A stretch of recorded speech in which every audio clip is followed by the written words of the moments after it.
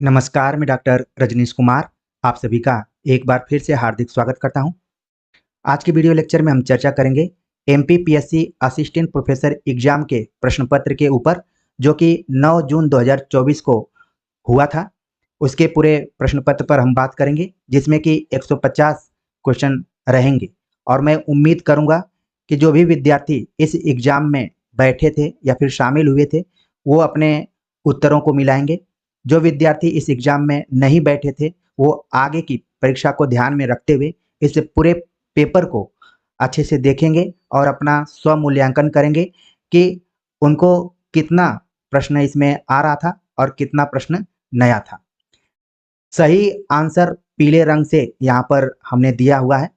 चूंकि ये प्रश्न पत्र हमें किसी विद्यार्थी ने भेजा है, तो उन्होंने भी अपने आंसर को टिक किया हुआ है। लेकिन जो यहाँ पर सही आंसर संभावित रूप में दिए गए हैं, वो हैं पीले कलर से, तो उनको आप ध्यान में रखिएगा। आप इस पूरे वीडियो लेक्चर में देखेंगे कि एमपीपीएससी ने क्वेश्चन पेपर को बनाते समय कई त्रुटियां की हुई हैं, चाहे वो मात्रात्मक त्रुटियां हो, चाहे क्वेश्चन बनाने में भी त्रुटियां हो। तो आप इस वीडियो लेक्चर को देखने के बाद कई प्रश्नों पर ऑब्जेक्शन भी कर सकते हैं, आपत्ति भी दायर कर सकते हैं जब भी आपको मौका मिलेगा। तो मैं उम्मीद करूंगा कि आखिर तक पूरे वीडियो लेक्चर को आप देखेंगे और इन प्रश्नों के उत्तरों को समझेंगे। प्रश्न पढ़ते समय केवल मैं प्रश्न पढ़ूंगा और उसके उत्तर को बताऊंगा। क्योंकि संख्या ज़्यादा है, तो मैं ज़्यादा अंदर व्याख्या में नहीं जाऊंगा। तो चलते हैं, बात करते हैं सीधे प्रश्नों के ऊपर। पहला सवाल पूछा गया है, पृथ्वीराज रासो को हिंदी का पहला महाकाव्य मानने वाले विद्वान कौन है? तो इसका सही जवाब है आचार्य रामचंद्र शुक्ल। आपके मन में आ रहा होगा कि उन्होंने पृथ्वीराज रासो को जाली ग्रंथ भी बताया है, लेकिन जो भी महाकाव्य के लक्षण है उनको ध्यान में रखते हुए उन्होंने हिंदी का पहला महाकाव्य भी माना है। अगला प्रश्न है, रंभा मंजरी नाटिका किस जैन कवि की रचना है? सही जवाब है नय चंद्र सूरी। रंभा मंजरी नाटिका जो है, ये हो सकता है कि आपके लिए नया प्रश्न हो, तो इसको आप नोट कर सकते हैं। अगला प्रश्न है कि इन्होंने खड़ी बोली को प्रथम बार कविता में स्थान दिया, यही कारण है कि ये खड़ी बोली के आदि कवि कहे जाते हैं। अमीर खुसरो के लिए उपयुक्त कथन किस विद्वान का है? तो यहाँ पर आप देख रहे हैं कि जो कहने की शैली है, ऐसा लग रहा है कि आचार्य रामचंद्र शुक्ल हैं, लेकिन इसका सही जवाब है डॉक्टर राम कुमार वर्मा। डॉक्टर राम कुमार वर्मा के इतिहास ग्रंथ को आप पढ़ेंगे, हिंदी साहित्य का आलोचनात्मक इतिहास, तो पेज नंबर 125 पर आमिर खुसरो का मूल्यांकन करते हुए इस बात को उन्होंने कहा कि खड़ी बोली को प्रथम बार कविता में स्थान दिया, यही कारण है कि ये खड़ी बोली के आदि कवि कहे जाते हैं। ये किसने कहा? राम कुमार वर्मा ने कहा है। यदि आप नगेंद्र के हिंदी साहित्य का इतिहास ग्रंथ को पढ़ेंगे, तो उन्होंने भी मिलती जुलती बात कही है। ठीक है, तो आपको कंफ्यूज नहीं होना है, इसका सही जवाब राम कुमार वर्मा है। अगला प्रश्न है, हिंदी में नक्शिख वर्णन परंपरा का आरंभ किस कृति से माना जाता है? तो जब भी नक्शिख वर्णन परंपरा की शुरुआत की बात की जाती है, वो भी हिंदी में बात की जाती है, तो राउल वेल का नाम वहां पर आता है। जिस मात्रात्मक त्रुटि की बात मैं कर रहा था, यहाँ पर आप देख रहे हैं कि बेल शब्द लगा हुआ है और कई बार कृतियों को अलग अलग यहाँ पर लिख दिया गया है। तो छोटी छोटी चीजें हैं, लेकिन जहां ज्यादा गड़बड़ी होगी वहां पर मैं आप सभी को इंडिकेट करूंगा, उस पर आप ऑब्जेक्शन या फिर आपत्ति लगा सकते हैं। अगला प्रश्न है, सिद्धों और योगियों की रचनाओं का जीवन की स्वाभाविक अनुभूतियों और दशाओं से कोई संबंध नहीं है, यह विचार किसका है? सही जवाब है रामचंद्र शुक्ल। इसीलिए सिद्धों और योगियों द्वारा, यानी यहाँ पर योगियों कहा जा रहा है, तो नाथों को आप समझ सकते हैं। इनकी रचनाओं को रामचंद्र शुक्ल ने सांप्रदायिक तौर पर माना हुआ था और शुद्ध साहित्यिक की कोटि में नहीं रखा था। तो यहाँ पर सही जवाब क्या हो गया? रामचंद्र शुक्ल हो गया। अगला प्रश्न है, शरणागत कहूंजे तजही निज अनहित अनुमानी, ते नर पावर पाप में तिन्ही विलोकत हानि। रामचरितमानस में यह कथन किसने कहा है? सही जवाब हो गया राम का ये कथन है। अगला प्रश्न है कि रामचरितमानस के अरण्य कांड में नवधा भक्ति पर उपदेश करते हुए पहली भक्ति बताई है। तो इसका सही जवाब है संतों का सत्संग। जब आप अरण्य कांड पढ़ेंगे तो वहां पर एक पंक्ति आती है, प्रथम भगतहि संतति संगा। ठीक है, तो इस तरीके से नवधा भक्ति पर पहली भक्ति बताई गई है, वो है संतों का सत्संग। तो यहाँ पर संतों का सत्संग कितना महत्वपूर्ण है किसी के भी जीवन में, इस प्रश्न के माध्यम से आप समझ पा रहे होंगे। अगला प्रश्न है, यहाँ पर पूछा गया है कि अटपट बात तिहारो ऊधो, सुने सो ऐसी को है, हम अहिरी अबला सट मधुकर, तिन्हे जोग कैसे सोहे, बूची खुभी आधर काजर नकटी पहिरे बेसर। सूरदास के इस पद में प्रयुक्त खुभी शब्द का अर्थ है, तो इसका सही जवाब है कान में पहनने का आभूषण। तो यहाँ पर ये पद आप देख रहे हैं कि कहीं न कहीं भ्रमर गीत सार से आपको दिखाई पड़ रहा है और उद्धव गोपियों के संवाद से लिया गया है। अगला प्रश्न है, बिरह सचान भवे तन चाड़ा, जियत खाई मुए नहीं छाड़ा। यहाँ सचान शब्द से क्या मतलब है? सही जवाब है अग्नि। अगला प्रश्न है, जैसे सोनहा कांच मंदिर में, पंक्ति में कबीर द्वारा प्रयुक्त सोनहा शब्द का अर्थ है। सही जवाब है कुत्ता। तो इस पंक्ति को ध्यान में रखिए कि कबीर की पंक्ति है और उसमें जो शब्द आया हुआ है उसका अर्थ क्या है। अगला प्रश्न है, भारतेंदु योगीन साहित्य केवल राजनीतिक स्वाधीनता का साहित्य न होकर मनुष्य की एकता, समानता और भाईचारे का भी साहित्य है। यह कथन किस आलोचक का है? सही जवाब है डॉक्टर रामविलास शर्मा। रामविलास शर्मा ने भारतेंदु और उनके युग का मूल्यांकन करते हुए ये बात कही कि केवल राजनीतिक स्वाधीनता का साहित्य नहीं है, बल्कि उसमें मनुष्य की एकता, समानता और भाईचारे का भी साहित्य है। तो आगे की परीक्षा के लिए जरूर इस कथन को ध्यान में रखिए, ये भी एक तरीके से नया प्रश्न है। आगे बात करते हैं। अगला जो प्रश्न है, आचार्य रामचंद्र शुक्ल के अनुसार भारतेंदु योगीन काव्य धारा में भारतेंदु की वाणी का सबसे ऊंचा स्वर क्या था? यहाँ पर देखिए फिर से एमपीपीएससी ने एक बार मात्रात्मक त्रुटि की है। यहाँ पर वाजी नहीं बल्कि वाणी होना चाहिए। ये लापरवाही अक्षम्य है एमपीपीएससी की। ठीक है, आप चाहें तो इस प्रश्न पर ऑब्जेक्शन कर सकते हैं, लेकिन अपने से सुधार करते हुए इस प्रश्न का सही जवाब आप देख लीजिए, वो है देशभक्ति। जब आप आचार्य रामचंद्र शुक्ल का इतिहास पढ़ेंगे और आधुनिक कालखंड पढ़ेंगे तो वहां पर इन्होंने इस बात को कहा है कि भारतेंदु योगीन काव्य धारा में भारतेंदु की वाणी का सबसे ऊंचा स्वर क्या था? देशभक्ति। इस प्रश्न को जब मैंने देखा तो मुझे अच्छा लगा कि पेपर बनाने वाले ने आचार्य रामचंद्र शुक्ल को अच्छे से पढ़ा है। और मैं भी बार बार जोर देता हूं कि कितनी भी वन लाइनर किताबें आ जाएं, नोट्स आ जाएं, लेकिन आचार्य शुक्ल का महत्व वैसे ही बना रहेगा। आगे बात करते हैं। अगला जो प्रश्न है कि जीर्ण जनपद खंड काव्य का रचयिता कौन है? सही जवाब है बद्री नारायण चौधरी प्रेमघन। अगला प्रश्न है, विधवाओं की समस्या पर केंद्रित गर्भरंडा रहस्य प्रबंध काव्य किसने लिखा? सही जवाब है नाथूराम शर्मा। नाथूराम शंकर शर्मा ने लिखा गर्भरंडा रहस्य, जो कि किस चीज पर आधारित है? विधवाओं की समस्या पर आधारित है। अगला प्रश्न है कि राम नरेश त्रिपाठी द्वारा रचित नहीं है। तो जैसा कि आप जानते हैं कि राम नरेश त्रिपाठी के 3 खंड काव्य दिखाई पड़ते हैं, मिलन, पथिक और स्वप्न। तो इसमें जो सही आंसर है, कौन हमें बताना है कि नहीं है, तो है पद्य प्रसून। अगला प्रश्न है, मरे हुए मुहूर्तों की गूंगी आवाजें मुखर होना चाहती हैं, उक्त पंक्ति किस कहानी से उद्धृत है? तो इसका सही जवाब है तीसरी कसम। और तीसरी कसम जब आप पढ़ेंगे तो ये आखिरी का अंश है। ठीक है, इस प्रश्न के उत्तर को खोजते समय मुझे 2 से 3 बार तीसरी कसम कहानी पढ़नी पड़ी, इसके बाद ही ये कथन मुझे मिला। हालांकि कई बार पेपर के माध्यम से पता चलता है कि कहाँ से प्रश्न बन सकते हैं। तो मरे हुए मुहूर्तों की गूंगी आवाजें मुखर होना चाहती हैं, ये कथन लिया गया है तीसरी कसम से। अगला प्रश्न है कि प्रेमचंद की नशा कहानी मानसरोवर के किस भाग में संकलित है? जैसा कि आप जानते हैं मानसरोवर कुल 8 खंडों में है, तो नशा कहानी भाग 1 में है। सही जवाब है ऑप्शन पहला। अगला प्रश्न है, 4 खंडों में प्रकाशित हरिवंश राय बच्चन की आत्मकथा का प्रकाशन की दृष्टि से सही क्रम कौन सा है? तो हमने प्रैक्टिस सेट में कई बार इस प्रश्न को हल कराया था। जो भी विद्यार्थी विश्वास को ध्यान में रखते हुए यहाँ जुड़े होंगे वो इसका सही जवाब दे पाए होंगे। हमने एक सूत्र भी बताया था, ठीक है, और उस सूत्र के हिसाब से सही ऑप्शन हो रहा है। क्या भूलूं क्या याद करूं, नीड़ का निर्माण फिर से, बसेरे से दूर, 10 द्वार से सोपान तक। अगला प्रश्न है, अध्याम शब्द की मेरी समझ में काव्य या कला के क्षेत्र में कोई कहीं जरूरत नहीं, उपरोक्त कथन किस आलोचक का है? सही जवाब है रामचंद्र शुक्ल का है। अगला प्रश्न है कि किस आलोचक ने स्वयं के बारे में कहा, मेरा आगमन हिंदी के छायावादी कवि प्रसाद निराला और पंत की कविता के विवेचक के रूप में हुआ था? सही जवाब है नंद दुलारे वाजपेयी।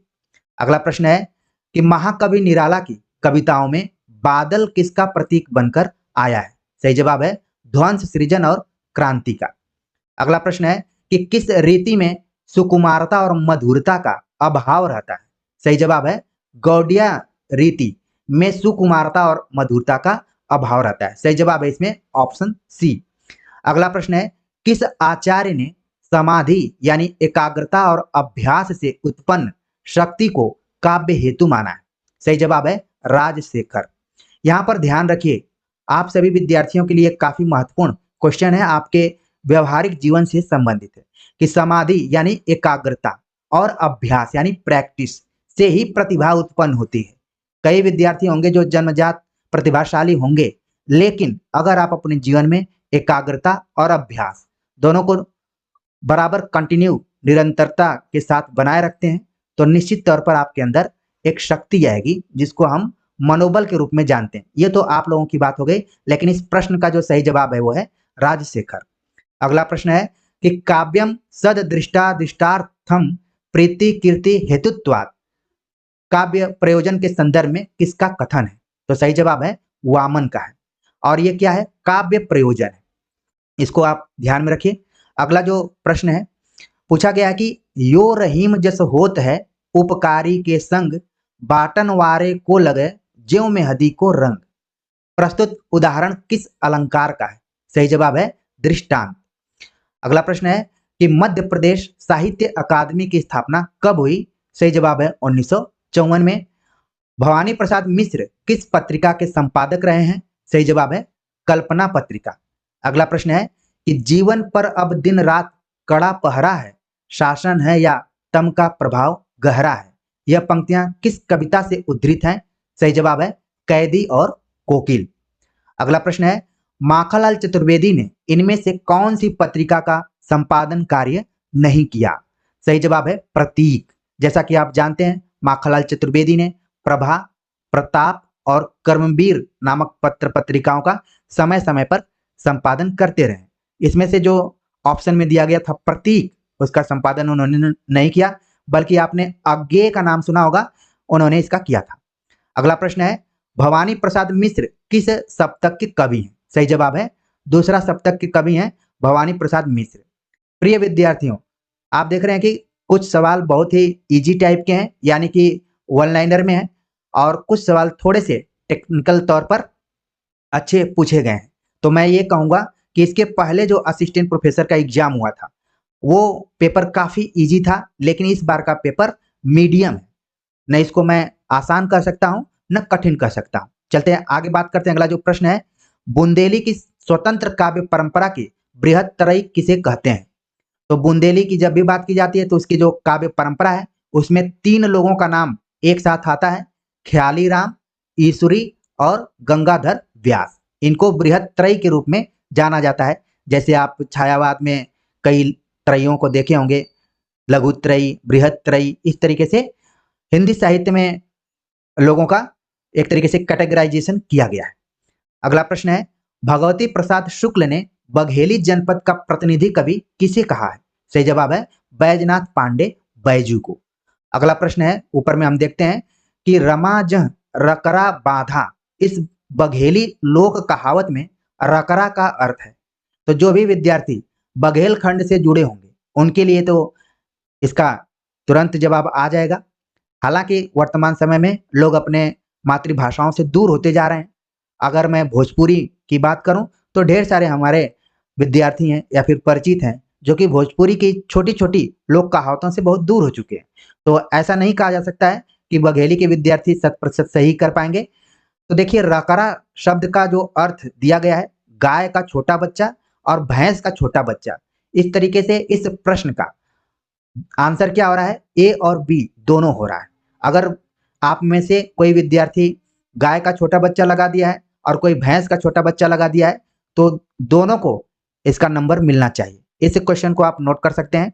अगला प्रश्न है, लोक कला एवं बोली विकास अकादमी मध्य प्रदेश संस्कृति परिषद भोपाल द्वारा लोक संस्कृति पर केंद्रित प्रकाशित की जाने वाली पत्रिका कौन सी है? उसका नाम है रंगायन।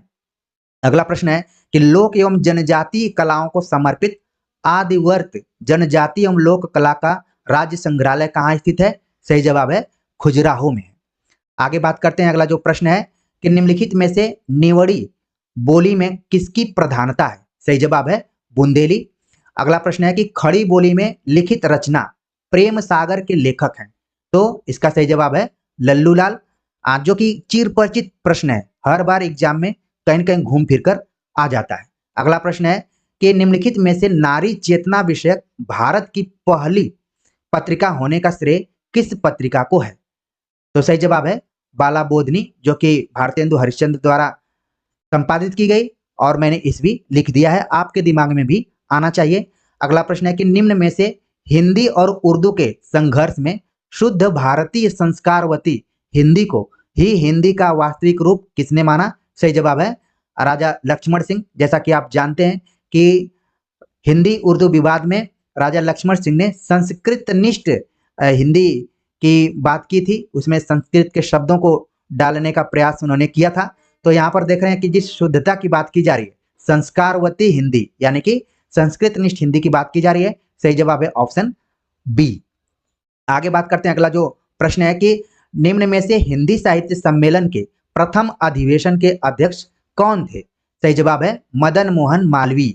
ये अध्यक्ष थे और मंत्री के तौर पर थे राजर्षि पुरुषोत्तम दास टंडन। अगला प्रश्न है, कबीर के बीजक की टीका महाराज विश्वनाथ सिंह जुदेव ने किस नाम से की है? सही जवाब है त्रिज्या टीका। हालांकि इस प्रश्न के उत्तर को खोजने में काफी मशक्कत करना पड़ा, और यहाँ पर त्रिज्या टीका विश्वनाथ के अलावा एक और लेखक की बात यहाँ पर की जा रही थी। तो अभी आप इसका आंसर त्रिज्या टीका ही दिमाग में रखिए। आगे बात करते हैं। अगला जो प्रश्न है, रचनाओं को उनके रचनाकारों के साथ सुमेलित करना है, और यहाँ पर रचनाओं के रूप में चित्रावली, रूपमंजरी, रस रतन, छिताई वार्ता दी गई हैं, और रचनाकारों में नंददास, पूहकर, नारायण दास, उस्मान। तो आपका कंप्यूटर वाला दिमाग पूरा यहाँ पर मिलान करना शुरू कर दिया होगा। तो इस तरीके के प्रश्नों में जो सबसे पहले आपको आता है उसको मिलान कर लेना है यहाँ पर, ठीक है। जिस हिसाब से है उसको आप मिलान कर लीजिए, आराम से आप इसका सही जवाब दे सकते हैं। ऑप्शन जो पहला है यहाँ पर वो इसका सही जवाब है। आगे बात करते हैं। अगला जो प्रश्न है, पूछा गया कि इनकी भाषा बहुत चलती, सरल और शब्दाडंबर मुक्त होती थी। शुद्ध ब्रज भाषा का जो चलतापन और सफाई इनकी और घनानंद की रचनाओं में है, वह अन्यत्र दुर्लभ है। आचार्य रामचंद्र शुक्ल ने यह किस रचनाकार के लिए कहा है? तो ऐसे भी आचार्य रामचंद्र शुक्ल के मिलते जुलते कथन होते हैं, कई बार कंफ्यूजन भी होता है, और जिस भी विद्यार्थी ने मुझे पेपर भेजा है, इससे ये अनुमान लगाया जा सकता है कि इस प्रश्न का जवाब देने में उन्होंने कितनी मशक्कत यहाँ पर की है। तो इसका जो सही जवाब है, रसखान के बारे में आचार्य रामचंद्र शुक्ल ने यह बात कही है कि इनकी भाषा बहुत चलती, सरल और शब्दाडंबर मुक्त होती थी। आगे की परीक्षा में आप ध्यान में रखिए कि इसको तोड़ तोड़ कर भी 2 प्रश्न बनाए जा सकते हैं। तो रसखान के बारे में बात उन्होंने कही है। अगला प्रश्न है कि कौन सा कथन सही नहीं है? आचार्य रामचंद्र शुक्ल के अनुसार जायसी में शुद्ध भावनात्मक रहस्यवाद मिलता है और कबीर में चिंतनात्मक। आचार्य श्याम सुंदर दास के अनुसार कबीर हिंदी के आदि रहस्यवादी कवि हैं और इनमें शुद्ध भावनात्मक रहस्यवाद की सुंदर सृष्टि हुई है। तो ये सब विकल्प दिए गए हैं, यानी कि इन विकल्पों को आप देखेंगे तो यहाँ पर कबीर और जायसी के रहस्यवाद की तुलना की गई है। इसका सही जवाब जो है कि जायसी के लिए रहस्यात्मकता कबीर की भांति साध्य, ये कथन क्या है? गलत है। दोनों का रहस्यवाद अलग अलग दृष्टिकोणों से कवियों ने यूज किया है। आगे बात करते हैं। अगला जो प्रश्न है कि प्रभु जी तुम चंदन हम पानी, जाकी अंग अंग बास समानी चर्चित पद के रचयिता हैं? सही जवाब है रैदास, जिनको कि हम रविदास के नाम से भी जानते हैं। अगला प्रश्न है कि कवि बोधा ने बोधा के अतिरिक्त किस नाम से रचना की है? तो बोधा का जब आप पढ़ेंगे, आचार्य रामचंद्र शुक्ल का भी पढ़ेंगे और कोई भी पुस्तक पढ़ेंगे, तो उसमें उनके मूल नाम की चर्चा की गई है, जो कि बुद्धिसेन है। यहाँ पर थोड़ा सा देख रहे हैं हम कि पेपर सेट करने वाले ने थोड़ा सा यहाँ पर माथापच्ची जरूर करने पर जोर दिया है, लेकिन सही जवाब आप देख रहे हैं कि बुद्धिसेन है। अगला प्रश्न है भूषण को किस राजा ने कवि भूषण की उपाधि दी? सही जवाब है राजा रुद्र ने।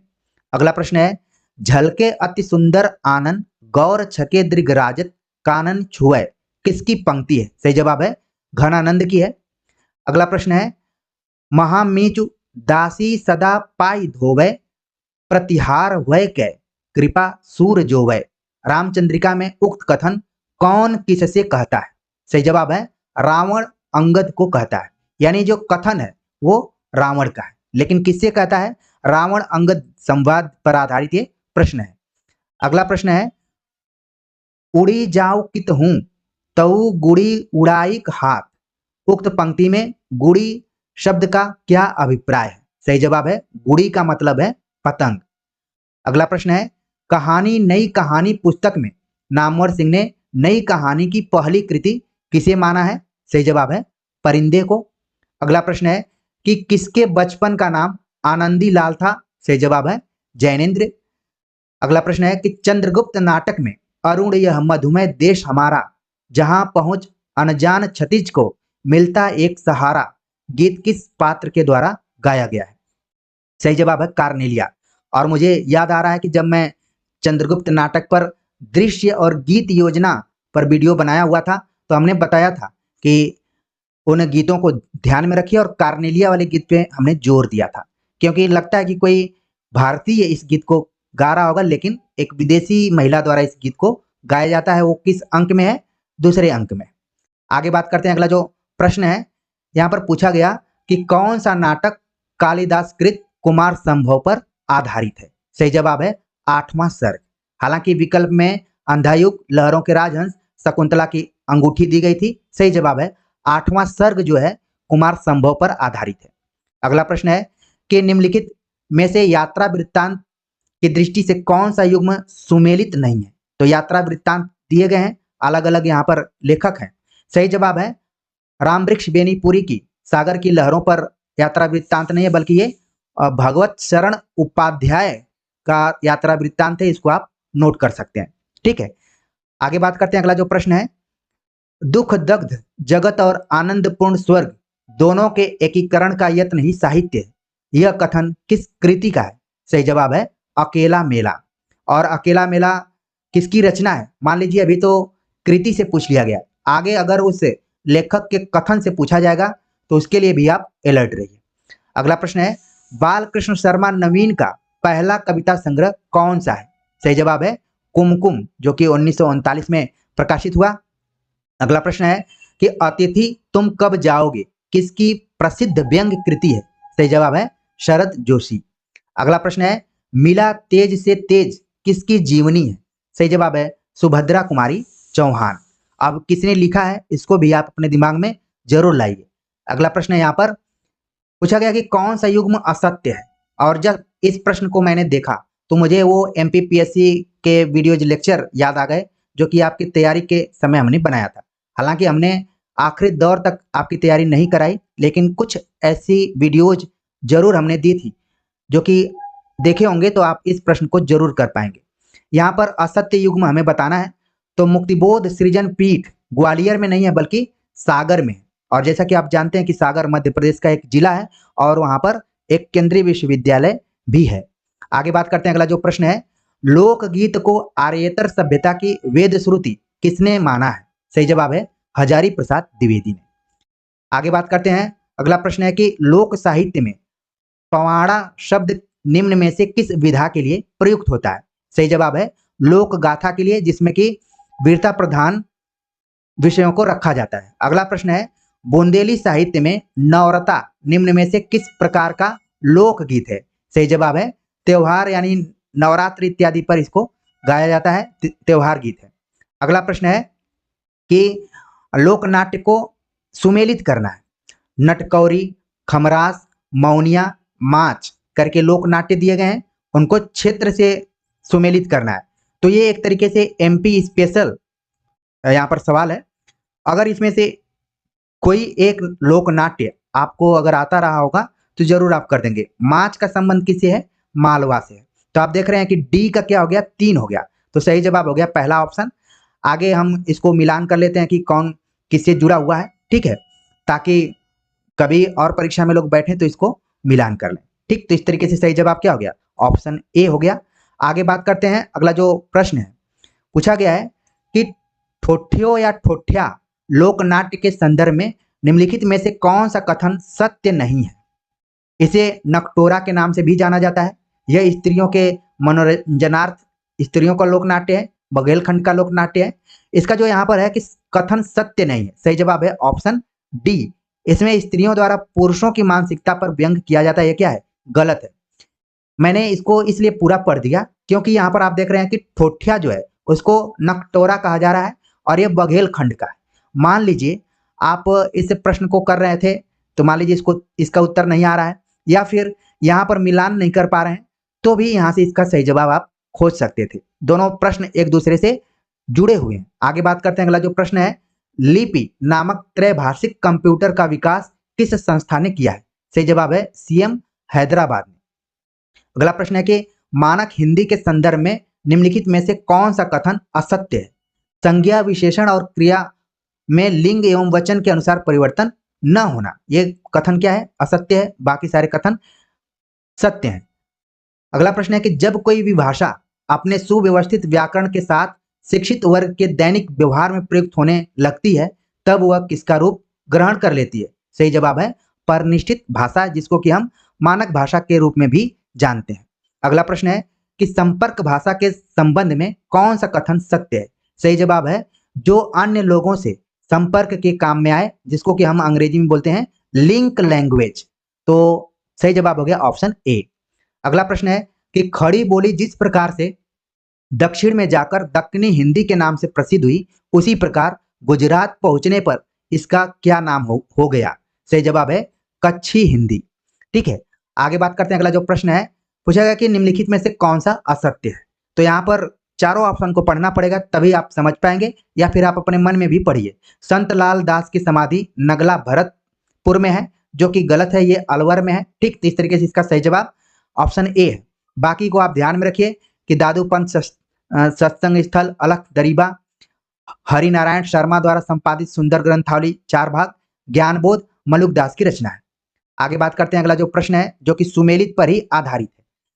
ठीक है, एक तरफ रचनाकार है, दूसरी तरफ रचनाएं। अग्रदास, हृदयराम, नाभादास, प्राणचंद नाम दिया गया है। ठीक है, तो हम मिलान कर लेते हैं जल्दी जल्दी कि कौन किसके रचनाकार है, तो खुद यहाँ पर सही जवाब तक पहुंच जाएंगे। ठीक, तो एक्स एक्स का आप देख रहे हैं कि 2 बार ऐसे ऐसे रूप बन रहा है। सही जवाब हो गया ऑप्शन डी, इसमें सही जवाब है। आगे बात करते हैं। पूछा गया कि सामान्यतः हिंदी प्रेमाख्यानों में नायक को बहुपत्नीवादी दिखाया गया है, किंतु यह प्रेमाख्यान इसका अपवाद है। किसके बारे में बात कही जा रही है? सही जवाब है मधुमालती, जो मंझन की रचना है। इसमें आप देखेंगे आचार्य रामचंद्र शुक्ल का इतिहास ग्रंथ भी पढ़ेंगे तो वहां पर भी आपको इसका आंसर मिल जाएगा। यानी कि हिंदी के जितने भी प्रेमाख्यान हैं उसमें नायक को बहुपत्नीवादी दिखाया गया, मतलब एक से अधिक पत्नियों पर विश्वास करता है वो, लेकिन प्रेमाख्यान के अपवाद के रूप में है वो है मधुमालती। आप देखेंगे हिंदी के प्रेमाख्यानों में 2-3 रचनाएं हैं, जैसे कि नूर मोहम्मद की रचना है, वो भी थोड़ा सा अलग है परंपरा से, और ये भी आप देख रहे हैं थोड़ा सा अलग है। आगे बात करते हैं। अगला जो प्रश्न है, नंददास की जड़िया उपाधि को सार्थक बनाने वाली रचना है। सही जवाब है रास पंचाध्यायी। आगे बात करते हैं। अगला जो यहाँ पर प्रश्न पूछा गया है, भक्ति के साधारण सिद्धांतों का कथन स्वामी हरिदास ने अपनी किस कृति में किया है? सही जवाब है केलीमाल में।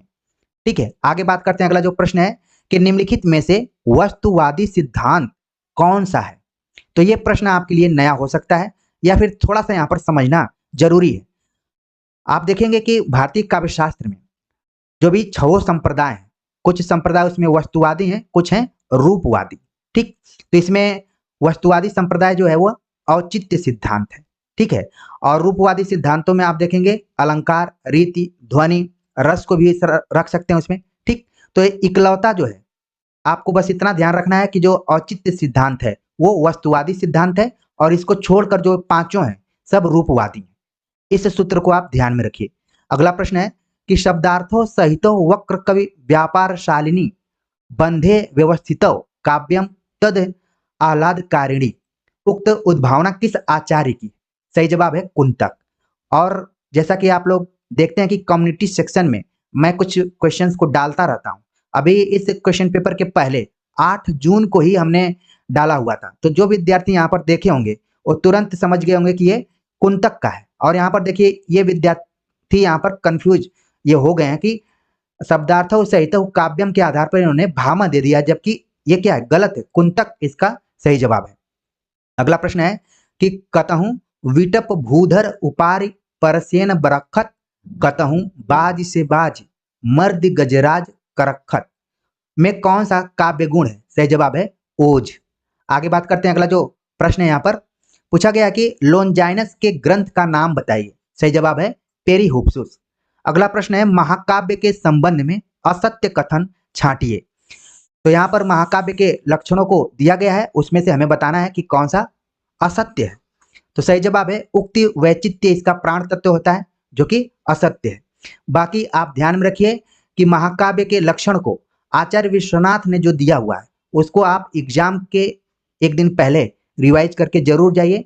वही अभी तक सबसे तर्कसंगत महाकाव्य की विशेषताओं में शामिल है, जिसमें कि इतिहास प्रसिद्ध व्यक्ति होना चाहिए, सर्गबद्ध रचना होनी चाहिए, पुरुषार्थों की भी चर्चा उसमें की गई है। अगला प्रश्न है विस्तृत पथ है मेरे आगे उस पर ही मुझको चलना है, चिर शोषित असहायों के संग अत्याचारों को दलना है। यह पंक्तियां किस कवि की हैं? तो इसका सही जवाब है शिव मंगल सिंह सुमन। आगे बात करते हैं। अगला जो प्रश्न है रमेश चंद्र शाह को पद्म श्री कब मिला था या फिर उनको कब सम्मानित किया गया? सही जवाब है 2004 में।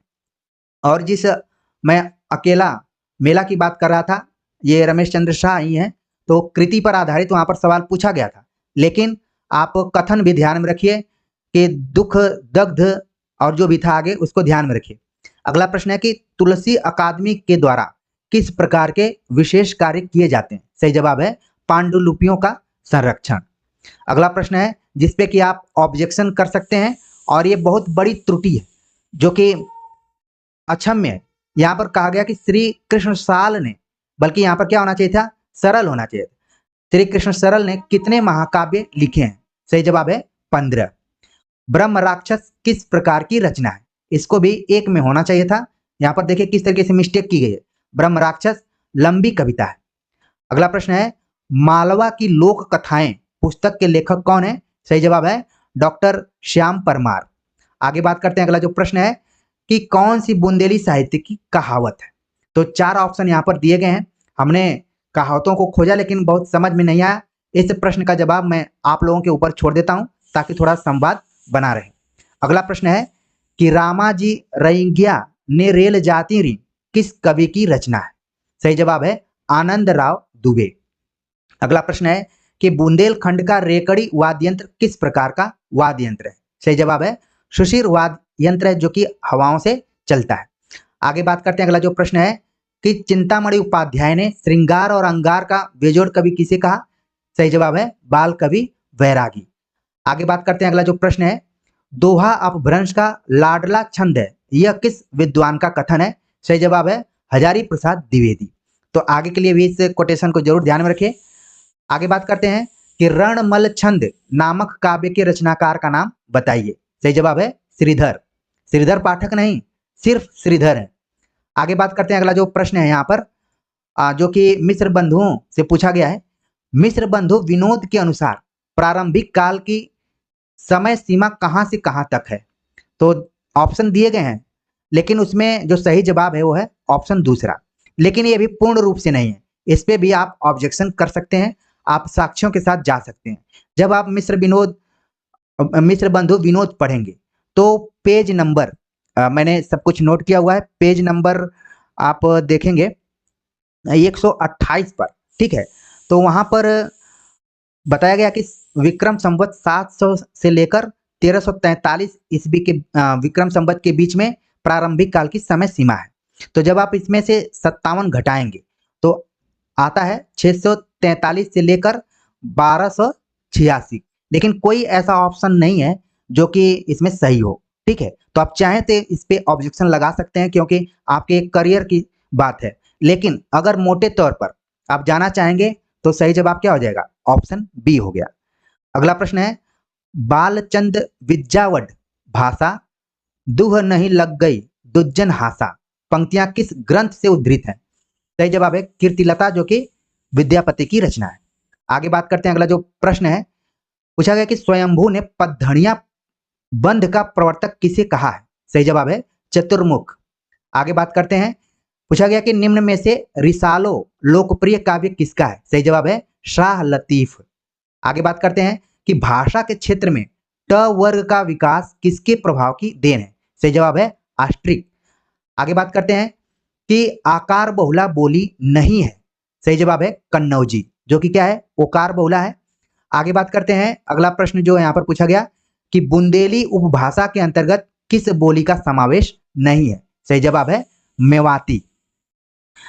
अगला प्रश्न है कि मध्यकालीन अवधि के रूप में मुल्ला दाऊद की रचना कौन सी है? सही जवाब है लोर कहा या लोर कथा भी कहते हैं उसको, या फिर चंदायन। अगला प्रश्न है, पद्माकर की भाषा में बुंदेलखंडी रंग और मैदानी नदी का प्रवाह है, किसका कथन है? सही जवाब है डॉक्टर बच्चन सिंह, जो कि हिंदी साहित्य का दूसरा इतिहास से लिया गया है। इस चीज को आप ध्यान में रखिए, और ये बताते हुए अच्छा भी लग रहा है कि हमने हिंदी साहित्य का दूसरा इतिहास लाइन बाय लाइन इस चैनल पर पढ़ाया हुआ है और नोट्स भी अपडेट किया हुआ है, जाकर जरूर देखिए अगर आगे की तैयारी आप कर रहे हैं तो। अगला प्रश्न है कि मिश्र बंधुओं के अनुसार बिहारी सतसई में दोहों की कुल संख्या कितनी है? सही जवाब है 700 दोहे मिश्र बंधुओं ने माने हैं, और आप देखेंगे कि पेज नंबर 112 पर आप जाएंगे तो ये तथ्य आपको मिल जाएगा। अगला प्रश्न है कि तोपर वारो उर्वशी सुनु राधिके सुजान, तू मोहन के उर्वशी है उर्वशी समान, यहाँ उर्वशी में कौन सा अलंकार है? सही जवाब है यमक अलंकार है, क्योंकि आप देख रहे हैं कि शब्द एक से अधिक बार आ रहे हैं और उनके अर्थ भी क्या हो रहे हैं, अलग अलग हो रहे हैं। अगला प्रश्न है कि बिहारी के पिता केशव राय के गुरु कौन थे? सही जवाब है नरहरि दास। अगला प्रश्न है कि प्रेम मार्ग का ऐसा प्रवीण और धीर पथिक तथा जवादानी का ऐसा दावा रखने वाला ब्रज भाषा का दूसरा कवि नहीं हुआ, उक्त कथन आचार्य रामचंद्र शुक्ल ने इनमें से किस कवि के लिए कहा है? सही जवाब हो गया घनानंद के बारे में बात शुक्ल जी ने कही है। अगला प्रश्न है, कवियों की उर्मिला विषयक उदासीनता शीर्षक से सरस्वती में प्रकाशित लेख महावीर प्रसाद द्विवेदी ने किस नाम से लिखा था? आपको याद आ गया होगा कि यूजीसी नेट की तैयारी कराते समय हमने साकेत पर एक नोट्स प्रोवाइड करवाया था, इसीलिए मैं थोड़ा सा नोट्स पे जोर देता हूं कि आप नोट्स को ठीक से समझ पाएंगे। नोट्स का मतलब कॉन्सेप्ट को समझ पाएंगे तो आप सैकड़ों प्रैक्टिस सेट कर सकते हैं। तो उसमें हमने बताया था कि महावीर प्रसाद द्विवेदी अपने एक छद्म नाम से यानी भुजंग भूषण भट्टाचार्य नाम से कवियों की उर्मिला विषयक उदासीनता शीर्षक से एक लेख लिखा था, जो कि सरस्वती पत्रिका में प्रकाशित हुआ था। सही जवाब आप देख लिए।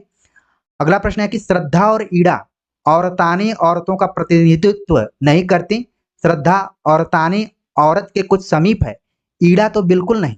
कामायनी की श्रद्धा और ईड़ा के संबंध में यह विचार किसका है?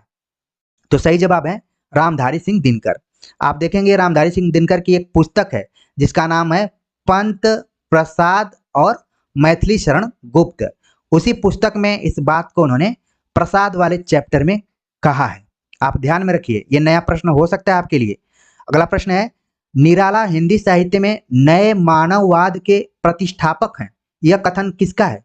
सही जवाब है रामविलास शर्मा। अगला प्रश्न है 109 वाला प्रश्न देखते हैं। पूछा गया कि निम्नलिखित में से दिनकर की कौन सी कविता परशुराम की प्रतीक्षा काव्य संग्रह में संकलित नहीं है? तो आप देख रहे हैं कि दिनकर का काव्य ग्रंथ यहाँ पर है परशुराम की प्रतीक्षा। इसमें कुल 18 गीत या फिर कविता क्या है, संकलित है। कविता इसमें संकलित है 18, उसमें से विपथगा नाम की जो कविता है वो नहीं है, बाकी जितनी भी कविताएं हैं वो सभी शामिल हैं। अगला प्रश्न है, असाध्य वीणा जिस जापानी कथा पर आधारित मानी जाती है उस कथा का क्या नाम है? सही जवाब है टेमिंग ऑफ द हार्प। जापानी कथा का नाम है, जबकि ये संकलित है द बुक ऑफ टी नामक पुस्तक में। ठीक है, तो यहाँ पर दोनों चीजें दी गई हैं, पुस्तक का नाम भी दिया गया है और उस पुस्तक में छपी जो भी रचना है, ठीक है, या फिर स्टोरी है, उसका भी नाम दिया गया है। तो आप ध्यान में रखिए आगे के लिए, ये क्वेश्चन इंपॉर्टेंट है। आप यूजीसी नेट या फिर आप देखेंगे कि हर सिलेबस में ही असाध्य वीणा आपको मिल जाती है। अगला प्रश्न है जिसपे कि आप ऑब्जेक्शन कर सकते हैं, ठीक है, इसीलिए मैंने इसको पीले कलर से हाईलाइट किया हुआ है। एकदम से ये रॉन्ग क्वेश्चन है, ठीक है। सबसे पहले देखते हैं कि रॉन्ग क्यों है ये। केंद्रीय हिंदी संस्थान, देखेंगे कि 1960 में इसकी स्थापना की गई। केंद्रीय हिंदी समिति का जो गठन किया गया 1967 ईस्वी में। केंद्रीय अनुवाद ब्यूरो का गठन किया गया 1961 ईस्वी में। और केंद्रीय हिंदी प्रशिक्षण संस्थान का गठन किया गया 1952 ईस्वी में। अब आप देखेंगे जो भी सुमेलित करना है, यहाँ पर कोई ऐसा ऑप्शन आपको नहीं दिख रहा होगा जिसको कि आप कर सकते हैं, ठीक है। तो नीचे जो भी कूट इत्यादि दिए गए हैं, बहुत इसमें मुझे ठीक नहीं दिखाई पड़े हैं। इस क्वेश्चन को आप ऑब्जेक्शन के रूप में डाल सकते हैं या फिर इसको बाद में कैंसिल भी किया जा सकता है, जिस हिसाब से यहाँ पर सब प्रकाशन वर्ष दिया गया है, ठीक है।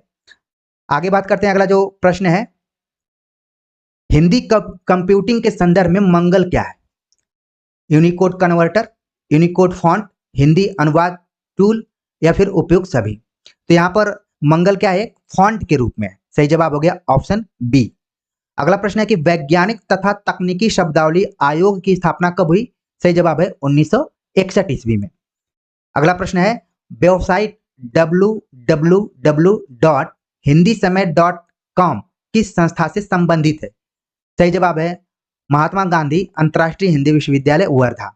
और बहुत पहले आपने देखा होगा कि मैंने आप सभी को बताया था कि अगर आपके पास बुक नहीं है तो आप ऑनलाइन भी जाकर इस वेबसाइट को देख सकते हैं, वहाँ पर ढेर सारी रचनाएं, रचनाकार आपको मिल जाएंगे। तो देखिए, जब आप लगातार जुड़े रहेंगे तो नई पुरानी जानकारी आपको कभी भी फायदेमंद हो सकती है। आगे बात करते हैं। अगला जो यहाँ पर प्रश्न पूछा गया कि संविधान में हिंदी को राजभाषा बनाने का प्रस्ताव किस अहिंदी भाषी ने रखा? सही जवाब है कन्हैयालाल माणिकलाल मुंशी और गोपाल स्वामी अयंगार। यानी कि आप देख रहे हैं कि हिंदी को राजभाषा बनाने का प्रस्ताव साउथ इंडियन गोपाल स्वामी अयंगार ने रखी है। बहुत बड़ी बात रही उस जमाने में, इसको ध्यान में रखिए। अगला जो प्रश्न है कि पंत की काव्य कृतियों का प्रकाशन की दृष्टि से सही क्रम कौन सा है? तो यहाँ पर जो भी सही है उसको हमने लिख दिया है और आप देख भी सकते हैं, ठीक है। क्रम आपके दिमाग में आना चाहिए, जिस तरीके से मेरी कलम चल रही है आपके दिमाग में ये सन छपते रहने चाहिए। अगला प्रश्न है कि कवि और उसकी कृति को सुमेलित करना है और हमें बताना है कौन सुमेलित नहीं है। तो देख रहे हैं यहाँ पर कि बताया जा रहा है कि सुभद्रा कुमारी चौहान की रचना अपराजिता है, जो कि सुमेलित नहीं है, बल्कि ये रामेश्वर शुक्ल अंचल की रचना है अपराजिता। तो इस तरीके से सही जवाब हो गया ऑप्शन डी। आगे बात करते हैं। अगला जो प्रश्न है यहाँ पर प्रगतिवाद से रिलेटेड पूछ लिया गया कि कौन सा कथन सही नहीं है, हमें बताना है।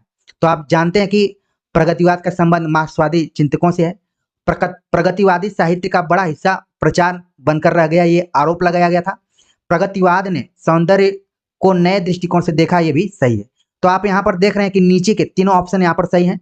यहाँ पर बताया गया कि प्रगतिवाद साहित्य को सोद्देश्य मानता है, जबकि यहाँ पर प्रयोगवाद का कुछ इस तरीके से दृष्टिकोण रहता है कि वो अपनी कविताओं में कला या फिर प्रयोग को केंद्र में रखते हैं। आगे और प्रश्न है, आपको समझ में आ जाएगा। प्रगतिवाद पर एक आरोप लगाया गया कि भले उन्होंने मार्क्सवादी विचारधारा को अपनाया है, लेकिन कविता न रह गई है, बल्कि इसमें राजनीति की गंध आ रही है और वो सभी कवि न होकर नेता हो गए हैं। तो ये आरोप लगाया गया था कि प्रचार का हिस्सा बनकर रह गई है। सही जवाब क्या है? ऑप्शन ए है। अगला प्रश्न है जो कि तार सप्तक की भूमिका के आधार पर तार सप्तक में शामिल कवियों के संदर्भ में कौन सा कथन जो सही नहीं है, हमें बताना है। तो योजना का मूल आधार सहयोग था, सही है। कविता को प्रयोग का विषय मानते थे, देखिए यहाँ पर उद्देश्य क्लियर है कि क्या मानना है, ये भी सही है। उनका दावा था कि काव्य का सत्य उन्होंने पा लिया। ये कथन गलत है, यानी कि प्रश्न के मुताबिक सही जवाब यही है। वे अपने को अन्वेषी मानते थे। अब देखिए यहाँ पर आप पढ़ेंगे कि वे अपने को अन्वेषी मानते थे। अन्वेषी, राहों के अन्वेषी कहा जाता था। लेकिन यहाँ पर देखिए फिर से एमपीपीएससी ने एक बार स्पेलिंग मिस्टेक की हुई है, ठीक है ना। तो यहाँ पर आप देखिए चीजें कैसे आपको पढ़ना है और कैसे सही जवाब तक पहुंचना है। सही जवाब क्या हो गया इसका? उनका दावा था कि काव्य का सत्य उन्होंने पा लिया है, बल्कि वो लोग कहते थे कि हमें काव्य के सत्य की खोज करना है। और इसी को लेकर तो आगे आलोचक के तौर पर दिखते हैं, मुक्तिबोध आलोचक के तौर पर दिखते हैं। अगला प्रश्न है कि कवि और उसकी काव्य कृति की दृष्टि से कौन सा युग्म सुमेलित नहीं है? तो यहाँ पर जो बताया गया कि पहले मैं सन्नाटा बूंदता हूं, दुष्यंत कुमार का है, जबकि यहाँ पर होना चाहिए कि अज्ञेय का है। तो सही जवाब हो गया ऑप्शन डी। यहाँ पर थोड़ा सा आपको देखना पड़ेगा, यहाँ पर जो भी विद्यार्थी ने भेजा है थोड़ा सा यहाँ पर उल्टा हो गया है, देख लेते हैं फिर भी। कि सेज है, सुराही है, सुरा है और प्याला है, रीतिकाल का चित्रण करते हुए उपरोक्त पंक्तियां किस कवि की हैं? सही जवाब है पद्माकर की। रीतिकाल को मिस्र बंधुओं ने अलंकृत काल की संज्ञा दी। यहाँ अलंकृत अंग्रेजी के किस शब्द के अर्थ में प्रयोग हुआ है? सही जवाब है आर्नेट। रीतिकालीन रचना करुणा भरण की विधा क्या है? सही जवाब है नाटक के रूप में है, और इसके जो नाटककार रहे हैं लच्छीराम नाम से। अगला प्रश्न है कि सेनापति के गुरु का क्या नाम था? सही जवाब है हीरामणि दीक्षित। तो जिस भी विद्यार्थी ने भेजा हुआ है ये सभी उनके प्रश्न यहाँ पर सही दिख रहे हैं मुझे, उत्तर जो है उनके। अगला प्रश्न है कि निम्नलिखित में से कौन चिंतामणि के भाई नहीं है? पहले मिस्र बंधुओं के भाइयों को पूछा जाता था और वो एक जमाने का सबसे कठिन प्रश्न होता था, लेकिन पेपर बनाने वाले अब थोड़ा अपना मूड चेंज किए हुए हैं, अब वो चिंतामणि के भाइयों को पूछना शुरू कर दिए हैं।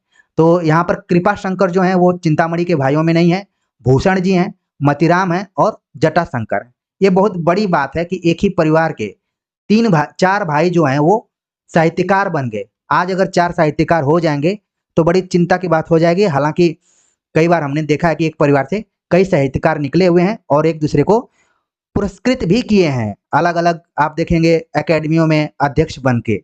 आगे बात करते हैं, अगला जो प्रश्न है यहाँ पर, महान रचनाकार निर्वैयक्तिक होता है। जैसे निर्वैयक्तिकता की बात आएगी तुरंत आपके दिमाग में आ जाएगा इलियट।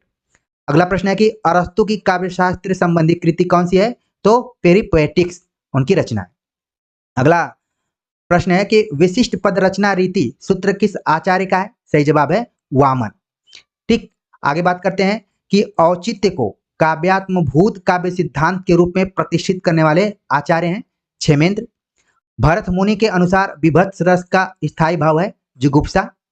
अगला प्रश्न है कि निराशावाद के भीतर आशावाद का संदेश देना, संसार की क्षणिकता में उसके वैचित्य का इंद्रधनुषी चित्र खींचना इन सिद्धों की कविता का गुण था।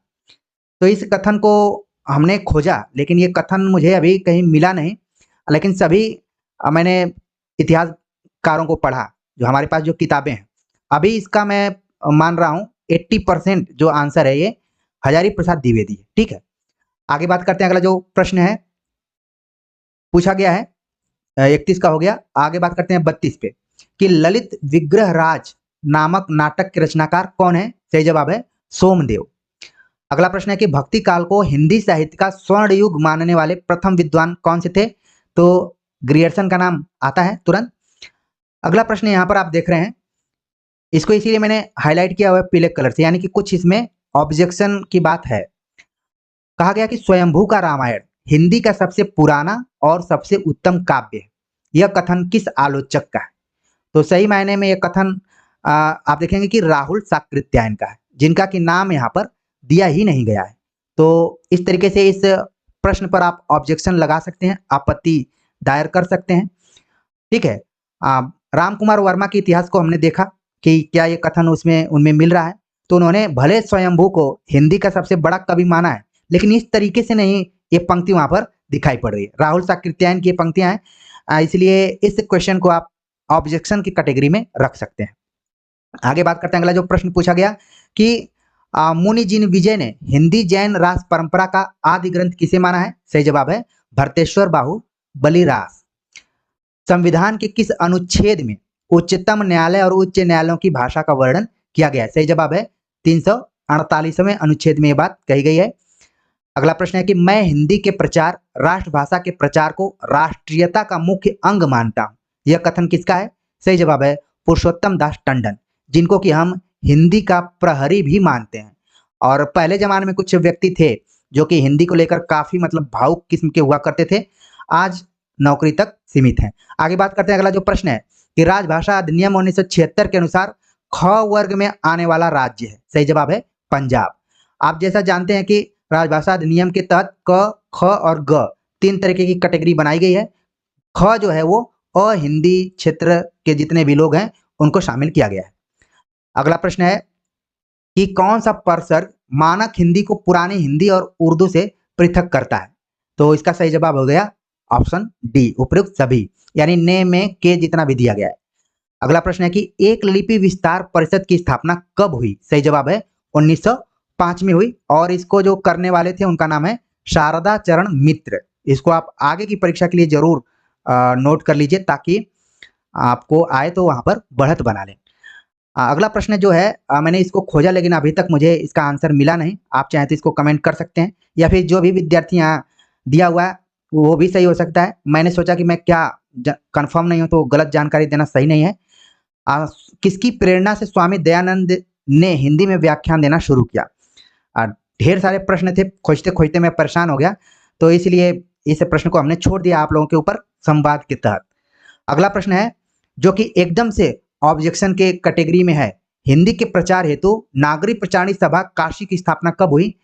तो बच्चे पढ़ने वाले जो हिंदी हैं उनके जबान पे है कि 1893 में, 10 जुलाई 1893 में हुई, लेकिन कोई ऑप्शन यहाँ पर आप नहीं देख रहे हैं कि उसको आप कर पाए, तो इसको एकदम से मैं गलत मान रहा हूं, इसको आप आपत्ति कर सकते हैं। आगे बात करते हैं। अगला जो प्रश्न है कि नागरिक वर्णमाला को मुख्यतः कितने वर्गों में विभक्त किया गया है? इसका सही जवाब मैं 52 मान रहा हूं, क्योंकि मैंने देखा कि कई प्रश्नों में एमपीपीएससी ने मात्रात्मक त्रुटियां की हुई है, तो हो सकता है कि वर्णों के स्थान पर टाइप करने वाला वर्गों कर दिया हो। ठीक है, तो वर्णों को यहाँ पर 52 आप ध्यान में रखिए। अभी अगला प्रश्न है कि देवनागरी लिपि के नामकरण में लोक नागरी नाम किसने दिया था? सही जवाब हो गया आचार्य विनोबा भावे। अगला प्रश्न है कि देवनागरी लिपि मूलतः क्या है? अक्षरात्मक है। आचार्य रामचंद्र शुक्ल परिमार्जित गद्य की प्रथम पुस्तक किसे मानते हैं? सही जवाब हो गया भाषा योग वशिष्ठ। अगला प्रश्न है कि हिंदी नई चाल में ढली सन 1873 ईस्वी, उक्त कथन भारतेंदु हरिश्चंद्र ने किसमें कहा? सही जवाब है कालचक्र, जो कि इनका इतिहास पर आधारित एक पुस्तक है इनकी। और हमने यूजीसी नेट की तैयारी कराते समय नाटक पर चर्चा करते हुए जो शॉर्ट नोट्स है उसमें एक बार हमने बताया, अभी हाल ही में बताया, ठीक है, कि 1873 के बारे में जो भी बात कही भारतेंदु ने कहां पर कही थी। अगला प्रश्न है कि सरदार पूर्ण सिंह ने कुल कितने निबंध लिखे हैं? सही जवाब है 6 निबंध सरदार पूर्ण सिंह के पाए जाते हैं। और अगला प्रश्न है कि उपन्यास नाम से मासिक पत्र कौन निकालता था? इस प्रश्न को भी आप ऑब्जेक्शन के कैटेगरी में रख सकते हैं। उपन्यास नाम से मासिक पत्र निकालते थे गोपाल राम गहमरी। ठीक है, गोपाल राम गहमरी का नाम आता है, लेकिन यहाँ पर उनका नाम ही नहीं दिया हुआ है। ठीक है, तो इस तरीके से इसको आप आपत्ति वाले में रख सकते हैं। आगे बात करते हैं। अगला जो प्रश्न है कि कुबेर नाथ राय के निबंध संग्रह प्रिया नीलकंठी का प्रकाशन वर्ष क्या है?